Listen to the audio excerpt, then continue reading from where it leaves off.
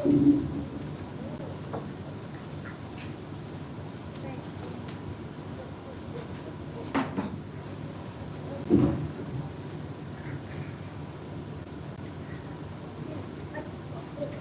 Hare Krishna everybody, and thank you for coming today. So today is day 3 of the Katha. So today we will be over halfway through what we've been discussing.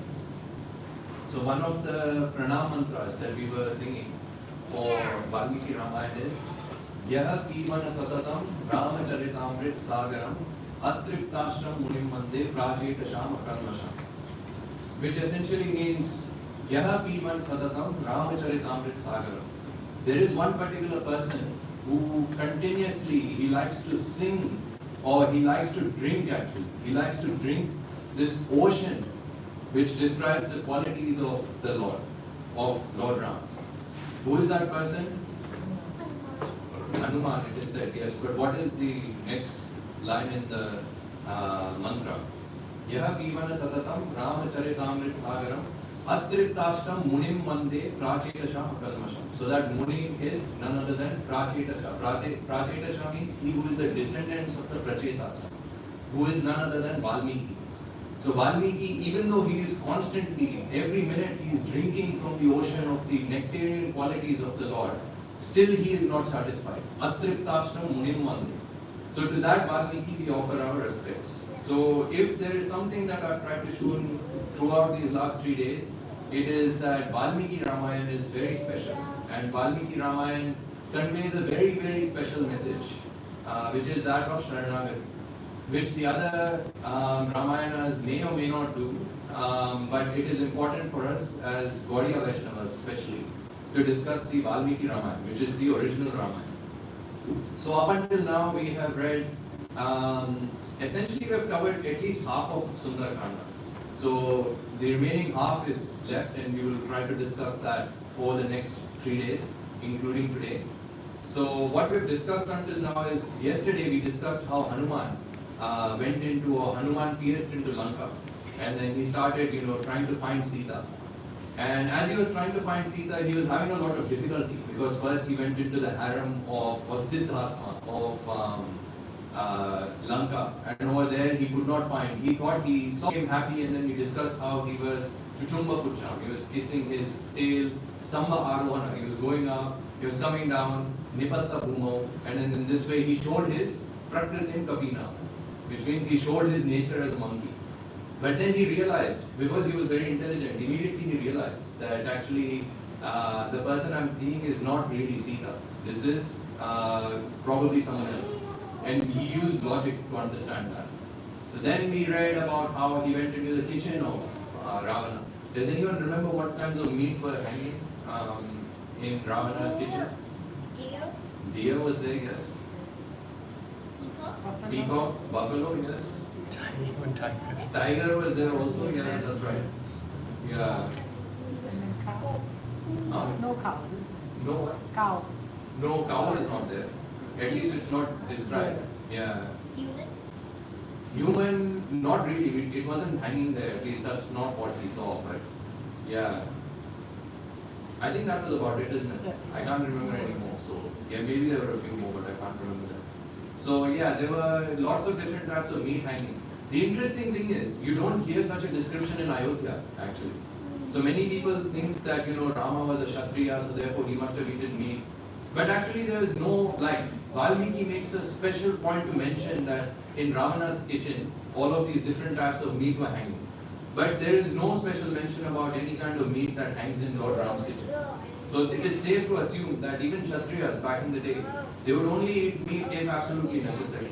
In that case, it was allowed for them. But generally speaking, they did not eat meat. Because Srila Prabhupada in his books also, he mentions that actually for any civilized person, what is the main argument that people give to eat meat? They say, oh, we want protein. But actually, Srila Prabhupada argues, and actually now that's being proven, that the amount of protein that is there in milk is sufficient for human beings. You don't need any more than that. And we are all living proof of that. We don't eat meat, but we're still surviving. And we still have some, okay, not me, I'm a bad example. But maybe others have some more muscles. So Yeah, so it's we're living proof that you don't need meat to survive. So essentially that was the idea. So I mean there's a huge controversy about whether or not Lord Ram ate meat, but actually if you read Valmiki Ramayana, there's no mention of Lord Ram actually eating meat. So having said that, yeah, we'll move on. So then Hanuman, then he goes to this place called Ashokavan. So he realizes that he has not paid obeisances to Sita. And then when he pays obeisances to Sita, then he is able to spot the Ashokavan. And then he goes inside the Ashokavan and then he climbs on top of a, what type of tree was it? I mentioned yesterday. Shimshuba tree. Yeah, so it was a Shimshuba tree, not a banyan tree, not an Ashoka tree. It was the Shimshuba tree. So he climbed on top of that and then over there he saw one girl or he saw one lady. And this lady looked like Avyakta Rekha Eva Chandra Rekha, which means that she looked like the waxing or waning moon. Yeah, then Prasu Pradiktam Evam Hema Rekha. So she looked like she was made of complete gold, but there was a huge layer of dust covering that. And Vayu Prabhinna Eva Megha Rekha. So she looked like wind had disheveled a cloud. So she looked like that. And then Hanuman sees that she was crying and then laughing at the same time. So while Hanuman was trying to figure out whether this lady is Sita or not, at that time suddenly there's a huge roar and there's like sitar and veena and like band playing, like drums are playing, etc. And then Sita becomes suddenly terrified, like what's happening? But then she notices that Ravana is coming with his entourage. Ravana is coming with everyone except for one person. So Ravana was coming with everyone except his wife. So his wife was peacefully sleeping in the Siddhartha. But he came shamelessly alone with the other ministers of his and the other Rakshasis. So then as he is approaching Sita, what does Sita do? So it's described that Sita essentially covers her chest and then she pulls her legs back and then she essentially hides herself from Ravana. Because she was disgusted with Ravana. She was also fearful. So she was also scared of Ravana. But she musters enough courage and then she actually looks at Ravana. Because now Ravana starts to speak. So Ravana says to Sita, he says that, oh lady, you've been in my Ashoka Vatika, you've been in this Ashoka one for at least 10 months now already. He says, why won't you listen to me? He says, you should become my wife. There's no reason for you not to become my wife. Look at me, I have so much opulence. He says, what is your Rama? Your Rama, you yourself were telling me that his own parents kicked him out of his kingdom. So he has no power of his own. His own brother has overthrown him. And now that Rama has lost you, he is probably with his brother, and in sadness, he might have even given up his life. So Rama is probably not even alive. So don't even worry about Rama at this point. So then he says that if you're wondering that why have I abducted you, he says that it is our Kula Dharma. It is in our Kula Dharma that we are allowed to abduct wives of other men. So he says that.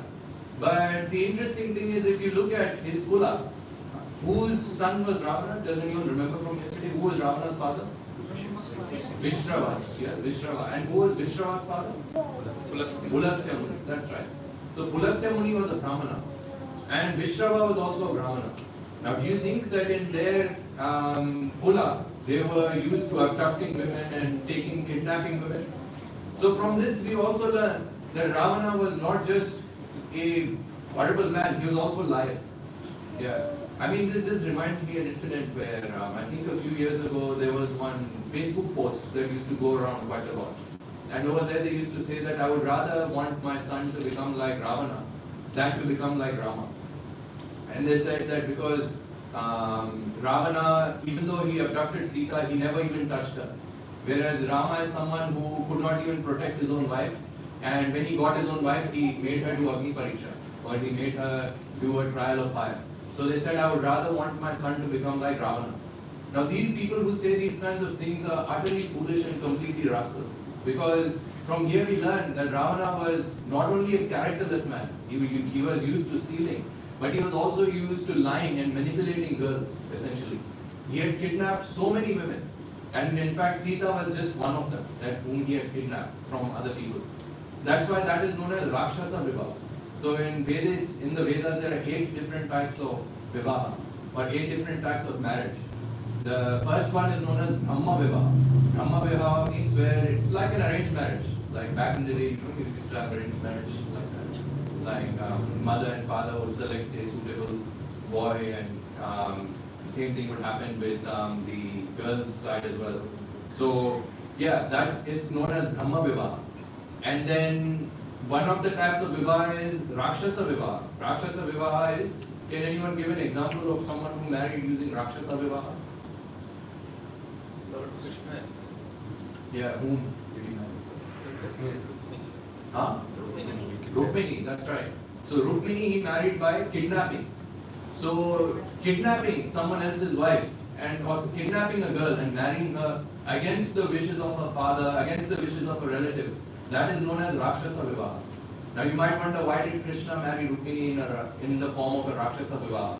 Well, the answer to that is Rukmini herself requested Krishna to marry her in this form, because in Srimad Bhagavatam it says, I don't remember the exact verse, but she says, just like a Rakshasa marries other women, in that same way you should marry me also, because my marriage has been fixed with Shishupal, and I don't really want to marry Shishupal. So that type of Vivaha is known as Rakshasa Vivaha. So Ravana was used to doing that, kidnapping girls from other families and then marrying them as well. So, and then if you look at his half-brother Kubera also never did this kind of heinous activity where you would kidnap other girls and then marry them, etc. So like that, he was trying to manipulate Sita. And then he was also trying to show that he's very pure by using that same argument. He was saying, see, I kidnapped you, but I did not touch you. See? I am not forcing myself upon you. So you should see that I am very virtuous also. So that is why it's better that you approach me. And if you approach me, then that will be okay. So then it's described in Valmiki Ramayana that Sita did a particular action. What did he do? What did she do? It's described Trina Mantaraka Kritva Prati Upacha Suchishmita. So Trina Mantaraka Kritva, which means that Sita, as Ravana was speaking, she plucked a blade of grass and she put it in the middle, and then she smiled and she spoke to that grass. Now this is an interesting event, because when Sita did this, the commentator comments for 100 pages on this particular action of Sita. So he explains, he gives at least 40 different reasons for why Sita plucked a blade of grass and then put it in between her and Ravana. So I'm not going to recite all the 40 reasons, but I'll give you at least 10 reasons why Sita put the blade of grass in between her and Ravana.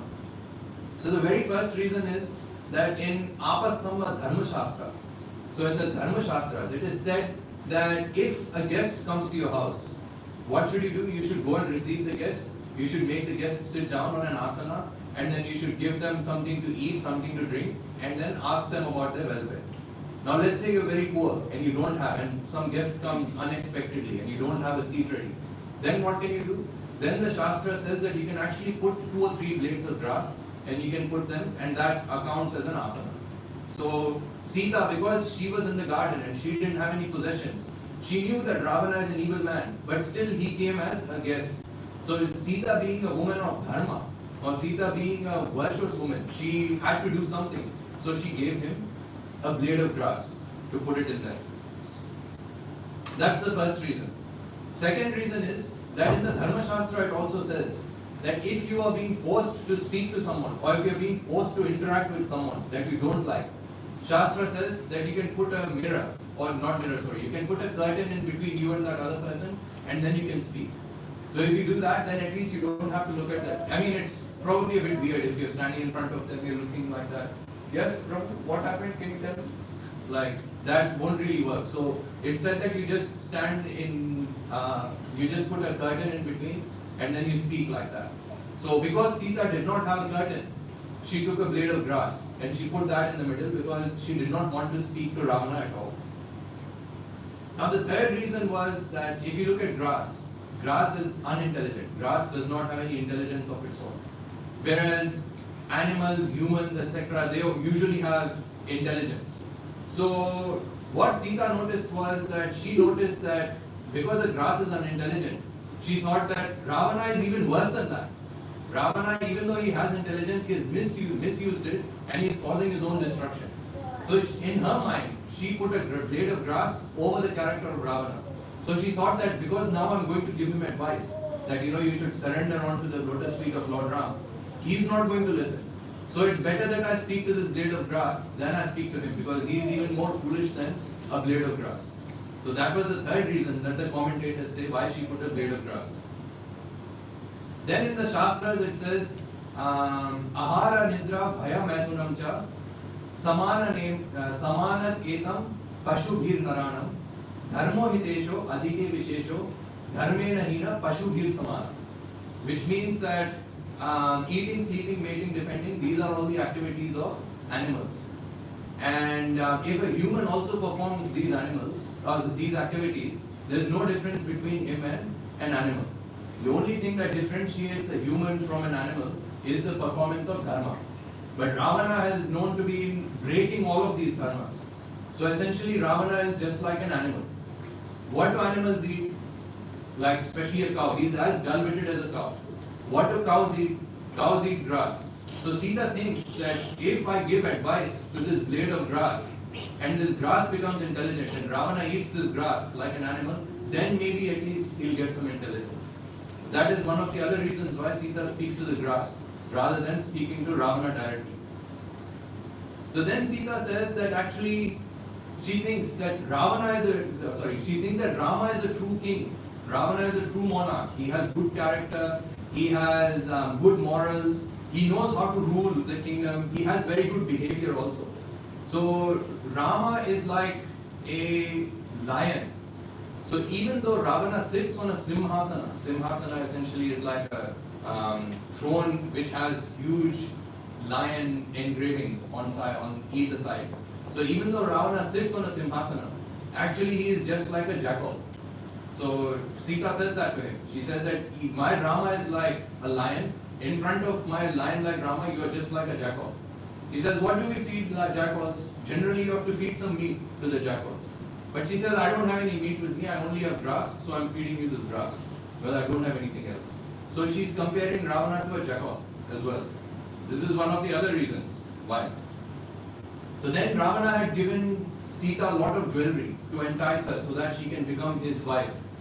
So Sita essentially pulled out this blade of grass to show Ravana that everything that you have presented is just like a blade of grass. I have seen much more opulence and much more majesty when I was living with Lord Rama. So all of the riches that you have are literally nothing in front of the riches and all the opulence of Lord Rama. So now the last three reasons are quite interesting. Why Sita plucked a blade of grass. So now it's described that Sita is speaking to Ravana. And Sita says that when Rama comes here and he will attack your kingdom, surely you will not be able to defend yourself. Your whole kingdom is going to be destroyed. But if you seek shelter at the feet of Rama, he may forgive you. And if he forgives you, your whole kingdom will be destroyed. So where will you live? So she takes this blade of grass and she gives it to Ravana and she says, you take this grass and you start building a hut for yourself. So that was one of the other reasons why Sita gave she put that blade of grass in between her and Ravana. Then she says that we all have experience, we have been to the beach here.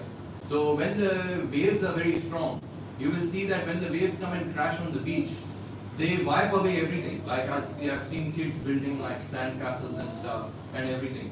And sometimes we've seen even boats going away into the ocean like that. But what do we see? We generally see that when waves come and crash over the shore, they sometimes leave some blades of grass over there. So they don't wash away some blades of grass, or they may just leave them there. So Sita is saying that my Rama is just like the ocean. And when he comes to Lanka, he will literally crash like the waves. And he will destroy everything. So if you take shelter of this blade of grass, maybe he may save you. So that's another reason why Sita presented this blade of grass to Ravana. Yeah. Then Sita says that long time ago, when Prahlad Maharaj came, so when Prahlad Maharaj was there, his father Hiranyakashipu was a huge demon. So at that time, Hiranyakashipu got very angry with his son Prahlad and he asked Prahlad, where is your Vishnu that you keep praying to? So that time, Prahlad Maharaj said that my Vishnu is everywhere. He's there in the pillar, he's there in the grass. That day, Lord Vishnu came out of the pillar to prove that and to protect his devotee. Today, Ravana, if you do anything which is immoral, then my Rama will appear from this blade of grass. Because Prahlad Maharaj has already declared that Vishnu is there in this blade of grass also. So this was another reason why she put this blade of grass in between as well. And then the last reason that I will discuss today is, if you want to read, you can read the commentary. There's even more reasons, but I had to keep it. Otherwise, the whole class will just be reasons on why Sita put this blade of grass in between her. The last reason is quite interesting. So when Bali Maharaj, so I'm sure all of you know the story of Bali and Vamana. So when Bali Maharaj was performing that sacrifice and when Vamana Dev came, at that time Bali Maharaj was offering some water to Vamana Dev so that he would wash his feet. So it's described that at that time Shukracharya, who was the guru of Bali Maharaj, he took the form of a bee and then he went and tried to obstruct that pot. And because he tried to obstruct that pot, Vamana Dev got angry. So what did he do? He took out one of the kusha grass that he holds in his bag and he poked it inside the little vessel. Now because he poked that piece of grass inside and he poked that bee lost one of its eyes. And then Shukracharya, that's why it's said that Shukracharya only has one eye. He doesn't have two eyes. So Sita is reminding Ravana that just like how Vamana Dev took away one of the eyes of Shukracharya previously, similarly my Ram can also use this blade of grass as a weapon, like he has previously used. Now how did Ram use this weapon of blade of grass? We'll probably discuss tomorrow anyways. But some cliffhangers for you, even before half the class is over. So you can keep thinking about that anyways. So yeah, so Sita was pointing out that if my Rama comes, he can use this blade of grass as a weapon and use this to kill you. So she was essentially conveying all of these things. But then it says that she was doing Prati Uvacha Suchishmita, which means that while she was looking at the blade, she was also smiling. Yeah, as in like it was a smirk. It was like a sarcastic kind of smile. So why was she smiling? The reason she was smiling is, as it's described in Valmiki Ramayana, is because she was looking at Ravana's wealth. She was seeing that, oh Ravana, the reason you have become so arrogant, that you are abducting someone else's wife, is because you have so many riches. You are so wealthy. That's why you have become so arrogant. But she was laughing because she knew that in the future you are going to lose all of that. Rama is going to take all of this. So whatever you possess, whatever arrogance you have, is literally going to be destroyed in the matter of a few months. So because of that, she was also smiling. And then she says to Ravana, she tries to give him some good advice. She says, take shelter of Ram. My Ram is very, very merciful. Even though you have abducted me and done such a horrible act, if you fall at his feet and ask for forgiveness, he will forgive you. She says, okay, even if you don't want to fall at the feet of the Lord, even if you're saying, I can't fall at the feet of Ram, she says, just pretend you're a friend. Just go and say, I'm a friend, but in your mind you can harbor all kinds of negative thoughts. That's fine. Just externally go and say that I'm a friend of Krishna. I'm a friend of Rama. So then even then Rama will accept you. But Ravana, when he heard this good advice, he got really annoyed. He looked at Sita and he says that I didn't come here to listen to your advice. I came here to convince you to become my wife. So he says, if you don't listen to me and if you don't become my wife within a span of 2 months, he gave her a time limit of 2 months. If you don't become my wife in 2 months, I'm going to kill you and eat you for breakfast, he says. So then Sita becomes very disappointed. Sita becomes disappointed and then he leaves. While he was leaving, he looks at the Rakshasis who were headed by another Rakshasi whose name was Trijata. Now this Trijata, some people describe her as the daughter of Vibhishana. Although the Valmiki Ramayana doesn't explicitly say whether she was the daughter of Vibhishana, but most of the commentaries and most of the acharyas say that Trijata was the daughter of Vibhishana. So Vibhishana is Ravana's brother, for those who don't know. So she was essentially a pious soul. But she was known as Trijata because she had so much hair. Not like me, maybe you can look at someone else. She had so much hair that she could form 3 different braids of jatas. She could form like 3 different mats. So that's how much hair she had. So she looks at the Rakshasis and she says, you guys should stop. Don't listen to Ravana yet. So while they see that Sita is praying to the 11 divine couples, it said. She was praying to the 11 divine couples because she has already just been taunted by Ravana, and Ravana has given her an ultimatum. Like within 2 months, if you don't surrender unto me, I will kill you. So she prays to 11 Dig Dampatis, it is described. So who are these? She prays, there are 11, and you may not know all of them. But these include people like Nala and Damayanti. I'm sure some of you would have heard of them. Surya and Surachala, who is the wife of Surya Dev. Then she prayed to Indra and Shachi Devi. She prayed to Kapila and Srimati. So all of these 11 couples who are very glorious in the Vedas, she prayed to all of them. Now this is a good lesson for us because in times of difficulty, it is always important to have some role models. In Bhakti also it is necessary to have some role models. And who should these role models be? These role models should be people who have suffered more than us. So these 11 couples that she remembered, these had undergone a lot of suffering also, but they had remained together by the blessings of their own pious activities. So because of that, she was also praying to these 11 couples and praying that, I have also been loyal to Rama.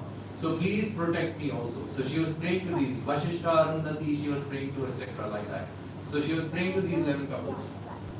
While she was praying, at that time Trijata, she notices that Sita is becoming very, very depressed, and the Rakshasis are ready to pounce on Sita, to attack Sita, and to torment her and torture her, so that she eventually submits to Ravana.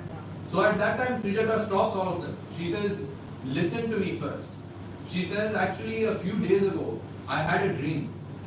What did she see in that dream? She says that in the dream, she saw that Rama and Sita, they are wearing off-white clothes. Now you might think, oh my God, Rama wears clothes of other colors apart from orange also. Because in pictures we've only seen Rama wearing orange clothes. But he only wore orange clothes when he was in the forest. Sita did not wear orange clothes when she was in the forest. For those of you who don't know, Sita was allowed to carry all of her jewelry, all of her clothes. It's described that when Sita went into the forest, Lakshmana carried the whole Samsonite suitcase. Yeah, he had all of, baggage allowance was probably only 32 kilos. So he must have put how many of her saris she could put, and then she put all of that, and then Lakshmana was the one who was carrying them around. So she carried everything. Rama did not carry anything. Rama wore bark and deer skin. He didn't even wear orange clothes technically. But we portray him because it's a bit harsh to see the Lord wearing deer skin and bark. But that's what he wore actually. So he dressed like a sannyasi. Rama and Lakshmana, they dressed as sannyasis. So as that was happening, so basically Sita was allowed to wear all different kinds of clothes. So Trijata says that in a dream, I saw that Rama and Sita, they're wearing ivory or off-white clothes, along with Lakshmana. Lakshmana is also there.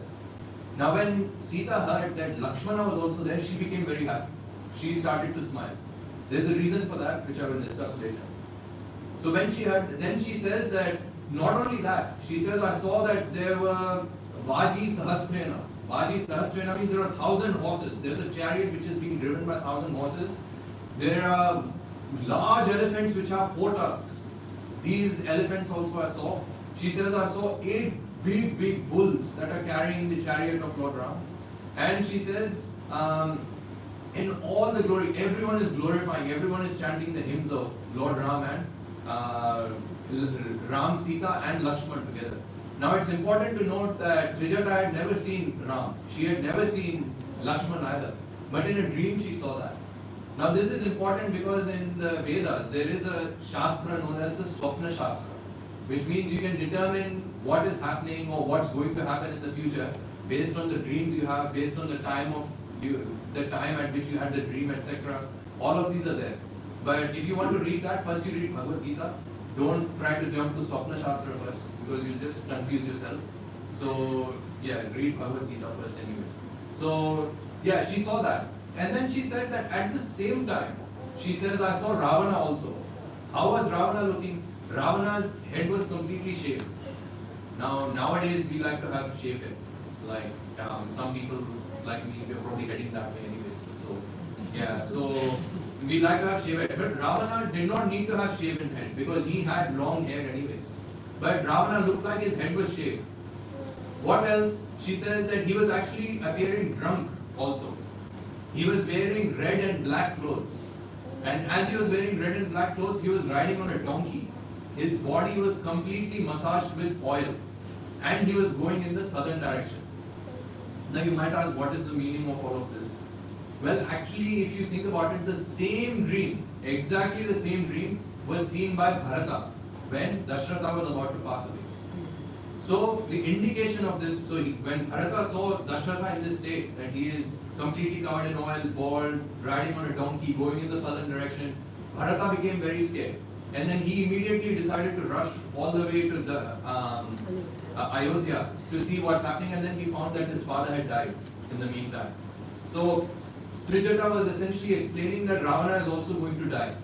And then she saw that Vibhishana, on the other hand, is also glorious. He's also wearing ivory or off-white clothes, and he's also sitting on an elephant with an umbrella on top of him. And everyone is glorifying Vibhishana. So she said that I can see this kind of dream. Now see what happens. So after she says that, then immediately the birds start chirping. And Trijata notices that Sita's left eye, left arm, and left thigh, they start to throb a little bit. So then Trijata says to Sita, she says that these are all very, very auspicious signs. You should be very pleased because I know that my dream is going to come true. So she tells the Rakshasis that, you should all take shelter at the feet of Sita. The Rakshasis are like, you're not taking shelter at the feet of Sita. Like, we are the servants of Ravana. We are sent to torment Sita. So now see what Sita says. Sita says to Trijata that if what you are saying is true, if your dream actually comes true, don't worry, I will protect the Rakshasas. Okay? Now compare this to every other episode of Sharanagati you see in Valmiki Ramayana. In Valmiki Ramayana, the only time Sharanagati is accepted is if someone comes and takes shelter at the feet of Rama. Whereas in the case of this Sharanagati which was sought at the feet of Sita, the Rakshasis did not want to take shelter at the feet of Sita. But because they were associated with Trijata, who was a pure soul and who was a pure devotee of the Lord, those Rakshasis were also granted protection. So this is the glory of Sita. So Sita is willing to give protection to those who may be even against her and who don't even want to associate with her. As long as they are connected with a bona fide person. As long as they are connected to the bona fide Acharya, Mother Sita will give them protection. It's described. So this is the difference in any kind of other Sharanagati versus the Sharanagati that the Rakshasis sought at the feet of Sita. This is a special case. No one else was ever seen this. So then basically the Rakshasis and Trijata, they all decided to go to sleep because now there was nothing to do. So then Sita was sitting there and she was thinking, she was saying that, well, Trijata has promised a lot of things to me, but unfortunately she says, I don't see any good sign. She says that I'm still in the middle of darkness, I don't see any sign of Rama coming. So then at this time, Sita became so depressed that she decided to also commit suicide. So we've already seen one episode of someone trying to commit suicide. Who was trying to commit suicide before? Hanuman was trying to commit suicide. And now Sita is also trying to commit suicide. How many of you have seen the movie Rapunzel? Haven't seen Rapunzel? Oh, you have seen Rapunzel. When I was a kid. Yeah, okay. And few people have seen Rapunzel. What did Rapunzel have? Long That hair. was Long special. hair. Long hair. Yeah. So Sita also decides to go Rapunzel style. So she takes her hair and then she throws them on top of the tree and then she decides to tie it around her neck and then she tries to commit suicide with her own hair essentially. So then when Hanuman sees this, because remember Hanuman was still watching, Yes. but Hanuman did not interfere this whole time. Even though he felt like going and killing Ravana, he withheld because he had to see what was happening. So Hanuman at this time is thinking, well, this is a do or die situation. If I don't do anything, then Sita is going to die. So he thinks, what should I do? Because Vayu Putra sa buddhiman, he is very intelligent. So he says, okay, well, why don't I just jump down and then I speak to Sita in pure Sanskrit. Fluent Sanskrit I will speak, and then she will eventually become convinced that, I am the son, I am the messenger of Lord Ram. But then he thinks to himself, well, no, actually, if I do that, then Sita will get even more scared. Because she will think, well, how is this monkey speaking fluent Sanskrit? Even humans can't speak such fluent Sanskrit. So how is he speaking like that? So then it is described that he speaks in a Madhura Bhasha. Now, there's lots of debate as to what this Madhura Bhasha is. Some people say it's a South Indian language, some people say it's an East Indian language, some people say it's a West Indian language, some people say it's a North Indian language. There's a lot of debate as to what this Madhura Bhasha is, but Valmiki kept it a secret. So you can imagine that your own mother tongue is Madhura Bhasha for now, so that everyone remains happy. Interestingly enough, do you know what Sanskrit actually means? Krita. Krita means perfect. So Samskrita means that language which is completely perfect. There is no scope for improvement in that language. It's already perfect within itself. That's why you have Krita Yuga. Krita Yuga is Satyuga, where there is no imperfection. That is why Satyuga is also known as Krita Yuga sometimes. So he decided to speak in a Madhura Bhasha. So as he was speaking in this Madhura Bhasha, what did he say? He started to describe the lineage of Lord Ram. Shuddha Brahma Parat Pararam Kalatmaka Parameshwara Ram. So he decided to describe essentially the whole pastimes of the Lord. That once upon a time there was a king known as Dashratha. This Dashratha could not have any kids, so he performed an austerity and he performed sacrifices. Through that he obtained 4 glorious sons whose names were Rama, Lakshmana, Bharata and Shatrughna.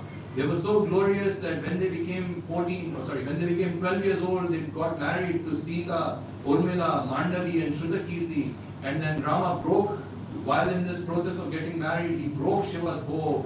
He gave liberation to Ahilya. And then when he was in Ayodhya, he got exiled. On his 25th birthday, he got exiled. And he went into the forest, and in the forest he killed 14,000 demons along with Khara and Dushana. He started to describe all of these events. So Sita, when she was hearing all of this, she could not identify where this sound is coming from. She checked, oh, is my FM radio on? She's checking. And then she's like, no, it's not. So she looked up at the sky. She was seeing if the sound was coming from the celestial goddesses, demigods. Were they singing this? She couldn't see anyone at the sky. So then she looked down. She says, is my mother, Bhumi Devi, is she trying to console me? She couldn't see that either. So then she looks up into the Shimshuka tree. And over there it's described that she saw a person with the radiance of the sun. What does this tell us? This tells us that Hanuman's complexion, Hanuman's color was actually golden, or it was yellow in color. So he was actually like that. So many people draw Hanuman as like grey or white, etc. No, actually Hanuman was golden in color and he was yellowish in color. So he looked like the rising sun. So he looked like the sun, and then Sita essentially she became worried. She says that in Shastra it is described that if one sees a monkey in their dream, that is considered to be a very bad omen. It's a very bad sign. So she was thinking, well, why am I seeing a monkey in my dream? Is something bad going to happen to me? But then she says that no, I don't think I'm in a dream. She pinches herself. You know how like you pinch yourself to see if you're in a dream. So yeah, she pinched herself and then she said, no, well, I can feel pain. So I'm definitely not in a dream. So then she looks up at Hanuman, and then she essentially like she's staring at him. She's trying to figure out who this person is. So now Hanuman has to say something. So Hanuman asks her. He says that I am here as the messenger of Lord Ram. He says that I am looking for the wife of Sita. He says, are you the wife of Sita? Yeah. Oh, sorry, Ram. Yeah. So he says, are you the wife of Ram? And he says, were you kidnapped around the region of Janasthana? Because Janasthana was where Sita was kidnapped as well. And he says, are you the one who bestows all auspiciousness upon everyone? So now look at the introduction that Sita gives about herself. So when he asks, who are you? See how Sita describes herself. She says, Susha Dasharathasya, which means that I am the daughter-in-law of Dasharatha. Then she says, Suhita Janakayam, which means that I am the daughter of Janaka.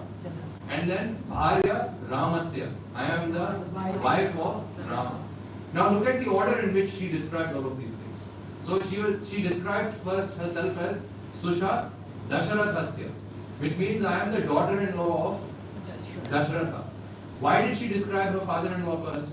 Because you all know what happens generally, daughter-in-law and father-in-law or mother-in-law. You know the relationship, I don't have to say much. Generally, there's heaps of TV serials about it, TV shows about that also. So, generally, it's not considered like, generally they speak behind each other's back. That's generally what happens. But Sita, when she meets anyone, she describes her identity in relation to her father-in-law, saying that she is proud to be associated with such a family of Dashratha. So, indicating that there is no animosity, there is no back-talking that goes on in their family. She is describing the high morals that are given to her. So then someone may ask, okay, well, you're such a moral girl, you're such a moral lady, where did you get all of these morals from? So then she says, I am Suhita Janakasyam, which means that I am the daughter of Janaka. So I got all of these morals and I received all of these morals from Janaka, my father, who is the perfect Karma Yogi. So I got all of them from him. So now what is the connection between Dashratha and Janaka? That is Bharya Ramasya, which means that I am both these families of Dashratha and Janaka, they are connected through Rama. And Rama is the perfect personality who can connect both of these families together. And I happen to be the wife of such a glorious person. So this is the interesting way in which Sita describes herself. So when Hanuman heard this, he kind of figured out that this is definitely Sita, because of the way she answered. She is Jagat Mata, Lakshmi, Bhudevi. She is the mother of everyone. Whatever she says has a lot of meaning. That's why that's why Ramayana should not be read lightly. Everything that Sita says, everything that Rama says has a huge meaning to it. So then Sita asks him a question. She asks him, Ramanujam Lakshmanam Purvajam cha. She asks him, how is Ramanuja and how is Lakshmana Purvajam? What does that mean? Who is Ramanuja? Who is Ramanuja? Ramanuja is Lakshman. And then she says, Lakshmanam Purvajam cha. Lakshman Purvaja. Purvaja means who was born before Lakshmana. So she's asking about Rama. Couldn't she have just asked, how is Rama, how is Lakshmana? Why is she asking Ramanujam, Lakshmanam Purvajam cha? How are they? Because she's trying to point out that Rama may survive without me. Rama may live without me. But Rama will not live without Lakshmana. Similarly, Lakshmana also. Lakshmana may live without his wife. But if Lakshmana is separated from Rama, he will die.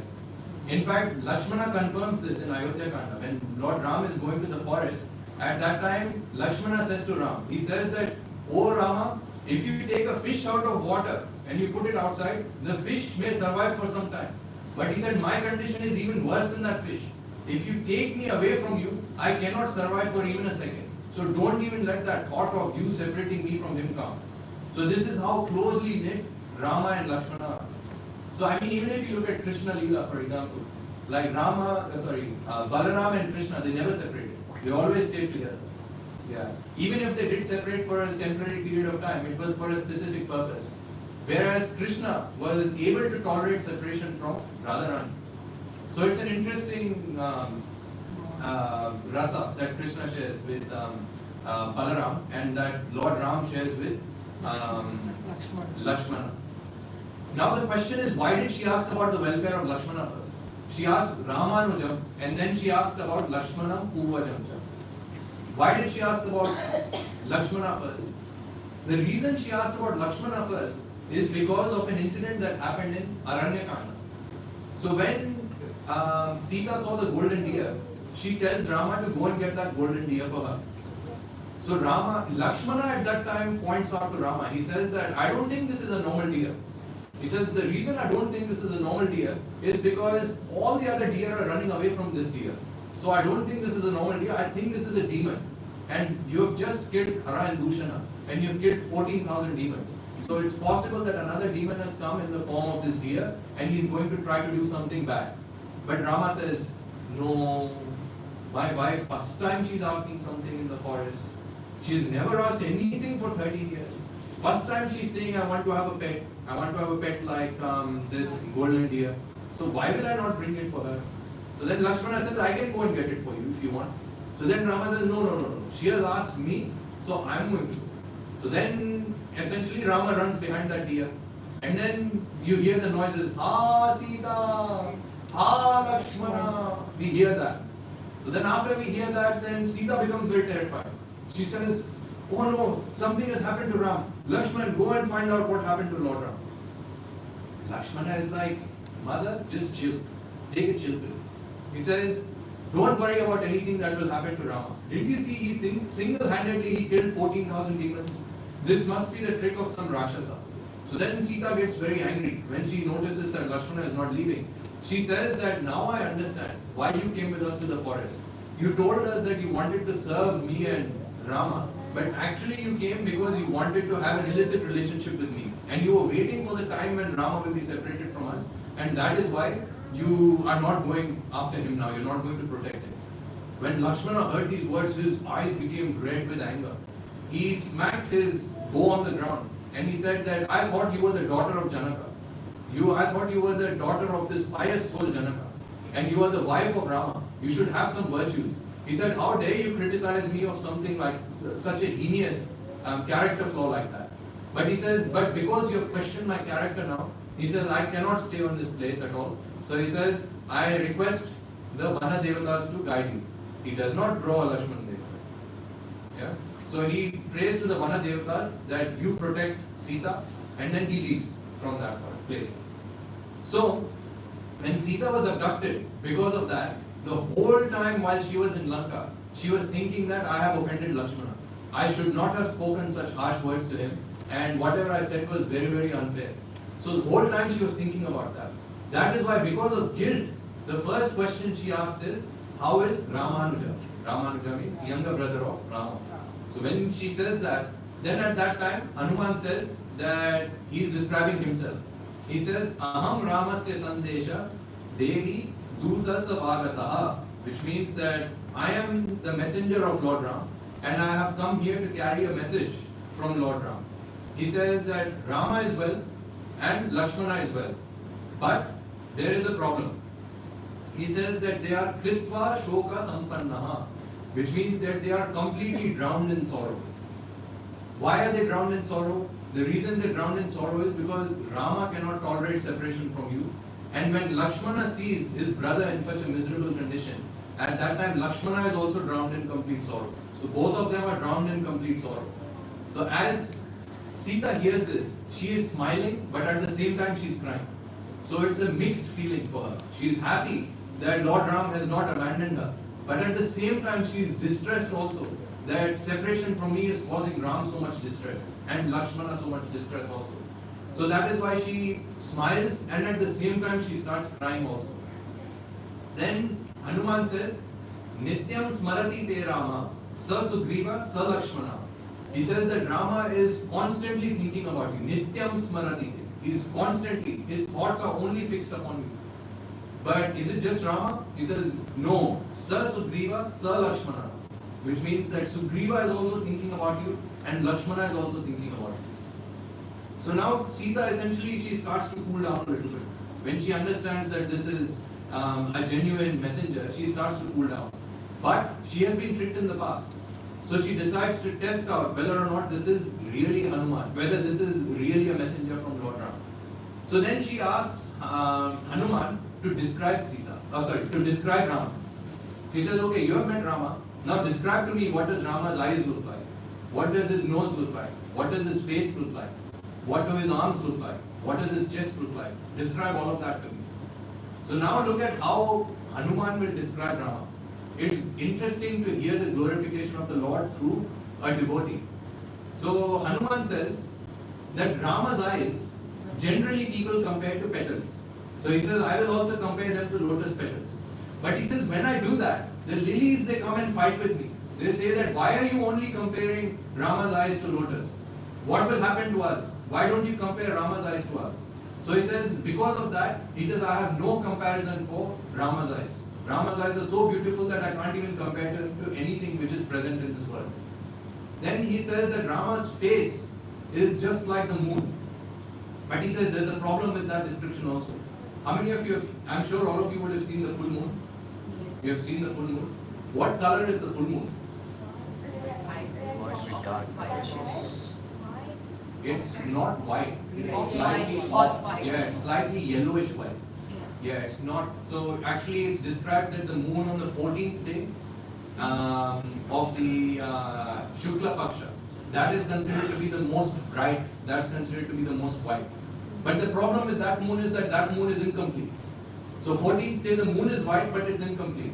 The 15th day the moon is full, but it's not as bright. So he says that I can't even use the moon as a comparison for the face of Lord Ram. Generally, people say that when someone looks at Lord Ram's face, the natural reaction is that it's so cooling. Like when you look at the moon, it looks so cooling. But Lord Ram's face, he says that it's even better than the moon. Because if you look at the full moon, there are also lots of craters on the full moon. But Rama's face was completely blemishless. Like there was no blemish on his face at all. So he says that Rama's face is even better than that. Then he says, "Oh Sita, have you ever heard about a mountain breaking another mountain?" And she says, "What do you mean, mountain breaking another mountain?" He says that Lord Rama's arms are just like the mountain. He says, these arms of Lord Ram, which are just like the mountain, they broke another mountain. What was this mountain? This mountain was the bow of Lord Shiva. So actually it's described that Lord Shiva's bow was made out of Mount Meru. It's described in the Puranas. So what did Lord Ram do? He broke the bow of Lord Shiva. So one mountain broke another mountain. He's describing. He says, such is the glory of Lord Ram's arms also.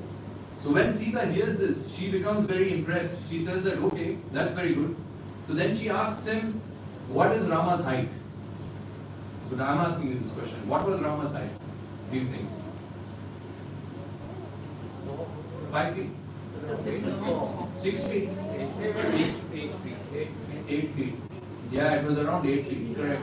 So 8 feet is the correct answer. It's described between 8 and 8.5 feet. So the measurement that's given there, it's said Chatu Kishku.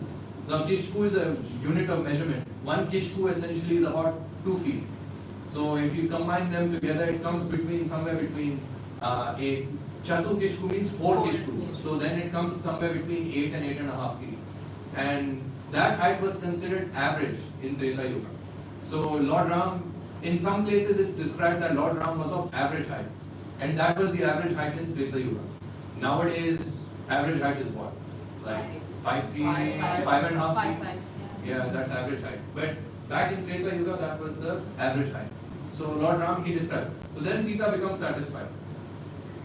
But Sita has a question for Hanuman. She says, Vanaram va Naranam va Katham asit samagaha. Essentially, she was asking that how is it possible that Vanaras, or the monkeys, and Rama, Naranam va, Katham asit samagaha, which means she's asking how is it possible that both of them made friendship with each other. The internal meaning of this question, actually Sita was asking another question. What was she asking through this question? She was asking that when Rama and Sita left Ayodhya, at that time both Rama and Sita had a pact. They had made a deal that until Sita first accepts someone, Rama will not make friendship with that person. So first Sita has to make friendship with someone, then only Rama will give, or Rama will become a friend to that person. So the real meaning of this question that Sita was asking was that I never blessed Sugriva, I never blessed the Vanaras. So how is it possible that Rama made friendship with the Vanaras? So that's what she was asking. But Hanuman again, Vayu Putrasa Buddhiman, he was very intelligent. He did not say, ha ha ha, Sita, I know what question you are asking. I know what is your hidden meaning in there. Yeah. Now we'll see, I will tell you the answer. No. Hanuman did not do any of that. Hanuman knew that this is the question that Sita was asking. So what does he do?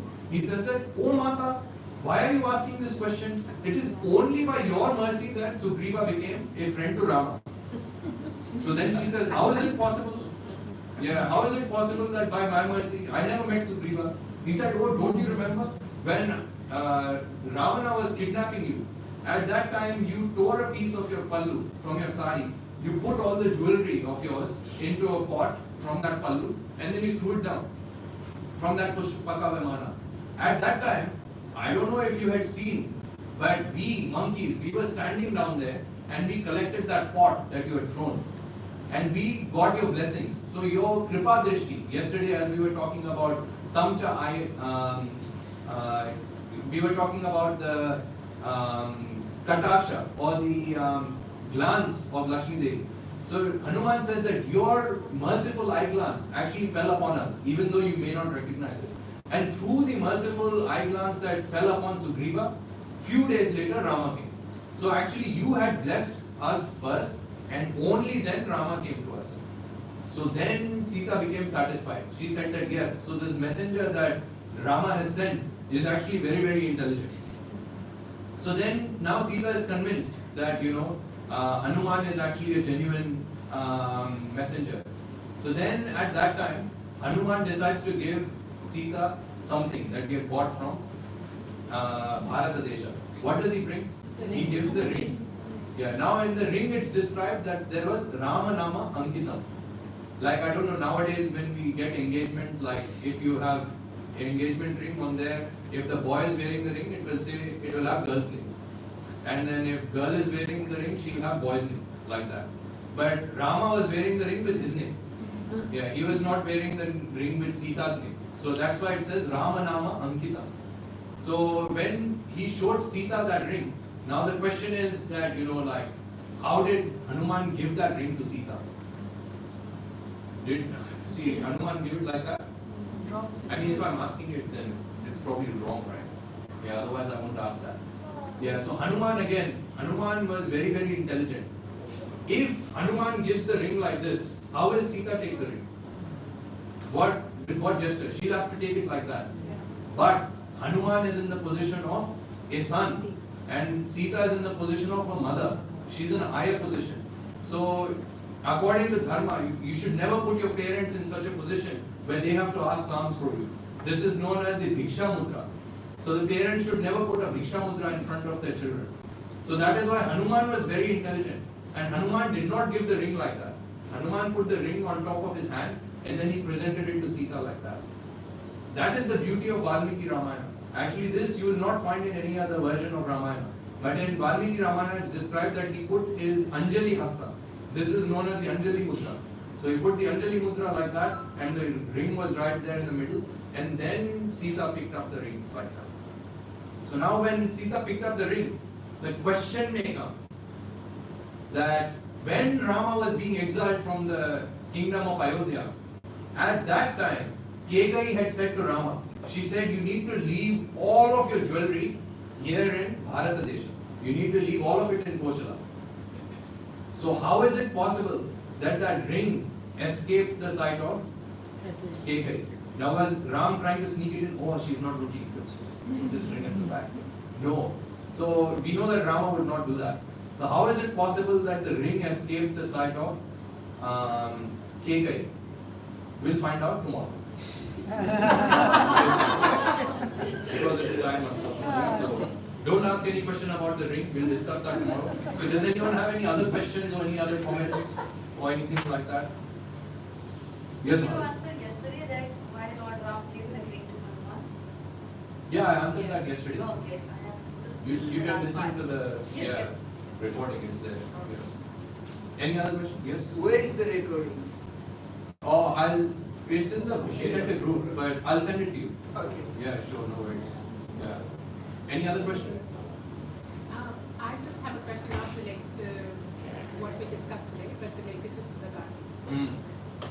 I've heard in India as well, whenever there is Tuesday, every Tuesday, the ladies will do Sundarakanda program.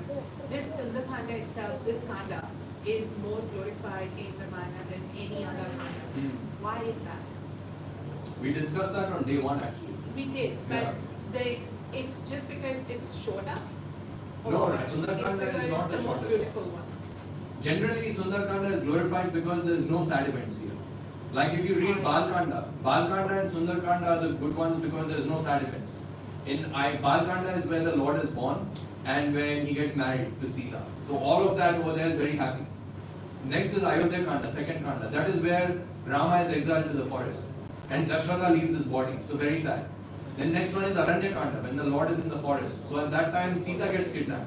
So that is very sad. Then you have fourth canto, which is Kishkinda Kanda. Over there the Lord is suffering separation from Sita. So he is in a lot of distress and he can't meet Sita. For 4 months he's struggling. So that canto is also very sad. Then you have Sundarakanda, then you have Yuddhakanda. Yuddhakanda is where the fight happens. Now what is the sad event there? That's when Rama tests the character of Sita. That is very distressing for most people. And Uttarkanda is just full of sorrow. Yeah, it's about how Lord Ram abandons Sita again, how Lakshmana has to exit, etc. How Lord Ram has to rule without Sita for 11,000 years. So Uttarkanda generally people don't even recite. That's why not many people know any of the events in Uttarkanda. So generally people recite Sundarakanda and Balkanda because they are generally the more happy ones. There's all happy pastimes in that. Even if there's a slight loss of hope in Sundarakanda where the devotees are trying to commit suicide, immediately they come back from that and then it becomes very joyful. Yeah, whereas in the other cantos, the joy is not there because it's mostly just going into sorrow. Nice question. Any other questions or comments? Vancha kalpatarubhyascha kripa sindhubhyaiva cha patitanam pavanebhyo vaishnavebhyo namo namah. Shri Prabhupada ki jai. So we'll serve prasadam at the next door.